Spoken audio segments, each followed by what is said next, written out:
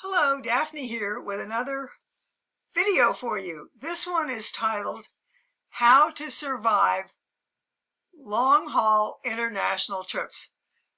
That is a really good subject, don't you think? Because it's so important to stay healthy and be comfortable on those long hours on a plane way high up in the sky, headed for your fun and fabulous destination. So here are some tips to make those international flights more bearable, in my opinion, that have worked for me over the years.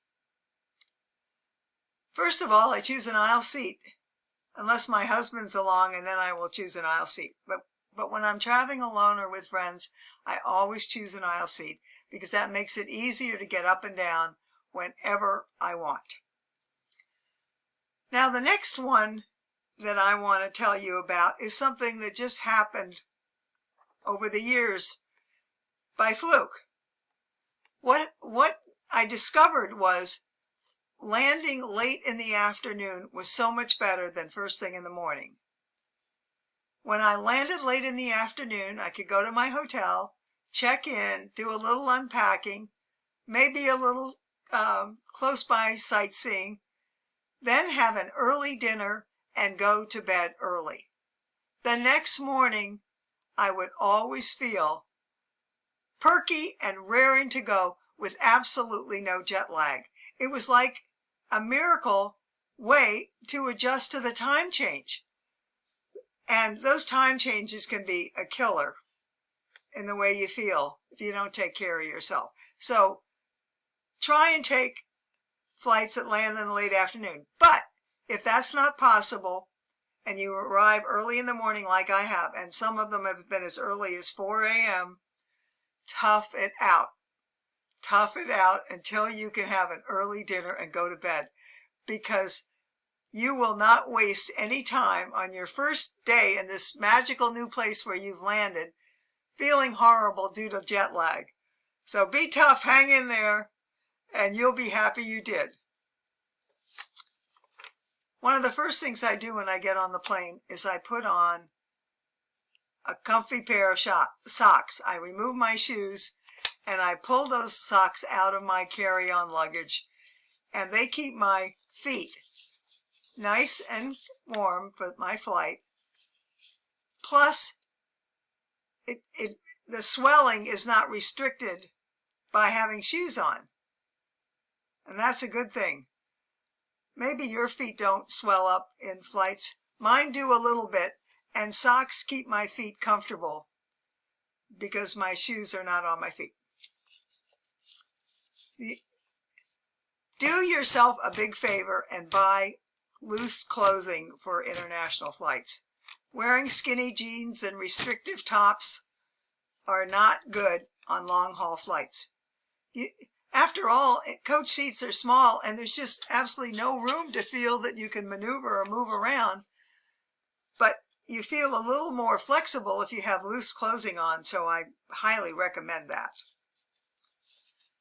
Never, never, never, never take sleeping pills. Or at least for me, I should say, no, I never take sleeping pills, because the one time I did, I woke up and I felt lethargic. I even felt tired, and I was not perky at all. So from that day on, I never, never took another sleeping pill. And I'm glad that I haven't, because I now feel good when I land, and that's a great thing, isn't it? Some of you may not like this tip, but oh, it's so important. Absolutely no alcohol. Period. Alcohol absolutely dehydrates you, and it's so bad for you when you have been on many hours on a flight, I should say. But you can drink lots and lots of water, because keeping hydrated is one of the main keys to making your body feel better after a long trip like this. So, as much water as possible. You should drink as often as possible. That, I promise you, is a very, very important tip. The other thing that I find important is to get up and walk around once an hour at least. Just get up out of your seat and walk up and down the aisle. Might seem a little monotonous, but it's really important for your heart and your soul to do that. When you were 36,000 plus feet up in the air, locked in a cabin with nowhere to go, walk up and down the aisles. Please, I promise you it'll make you feel better.